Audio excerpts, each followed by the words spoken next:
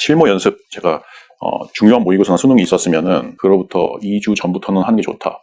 사실은 여러분이 어느 정도 공부가 된 사람이라면은 항상 하고 있어야 된다는 거예요. 매일. 근데 이제 이걸 하다가 망하는 분들이 많아요. 그걸 분석을 해보니까 이게 짧지만 중요한 얘기를 해드리려고 합니다. 제일 첫 번째 하고 싶은 얘기가 공부를 아주 잘하는 사람이랑 그렇지 않은 사람이랑 차이가 있어. 차이점이 뭐냐면은 아주 잘하는 사람들은 공부 계획을 아주 탄력적이고 주도적으로 짜. 이게 무슨 얘기냐면은 공부가 계획이 이제 세워졌잖아. 그 계획이 구현이 될 때 내 맘대로 되지가 않는단 말이야. 그래서 실제로는 이 계획이 내 앞을 방해하고 있으면 요거를 바꿀 수가 있어야 돼. 공부를 아주 잘하는 사람들은 이걸 잘해.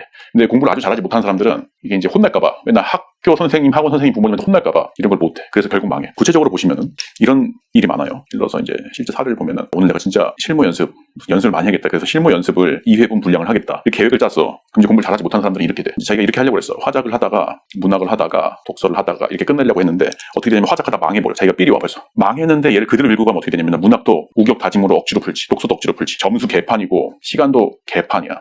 자, 이 상태에서 실무 두 번째 들어가. 억지로 해. 이 다음부터 공부가 완전히 어그러지는 거야. 이게 이제 여러 가지 단점이 있는데 문제점이 있는데 일단 점수가 안 좋다는 점에서 학습 동기가 굉장히 깨져.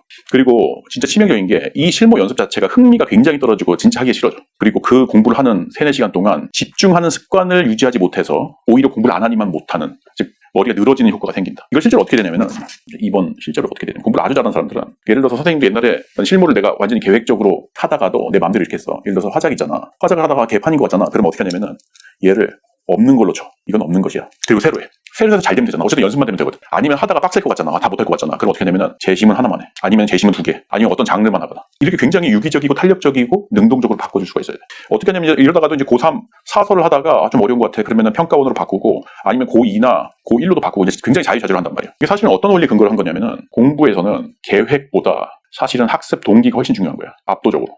넘을 수 없는 4차원의 벽이 있어. 이렇게 이제 오해를 하시는 거야. 내가 그래도 지금 그 계획 짜진 대로 계획을 꾸준히 꾸준히 하다 보면은 그래도 뭔가를 이루겠지 하는데 절대로 못 이루는 거예요.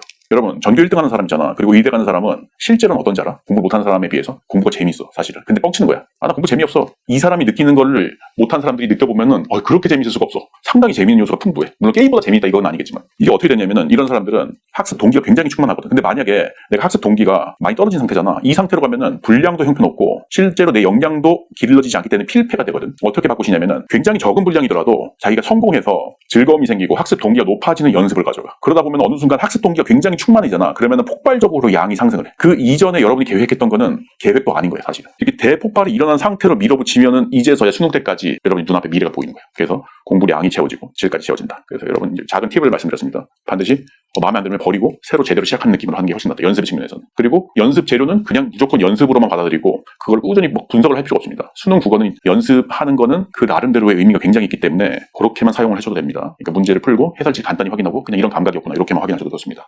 네, 이상입니다.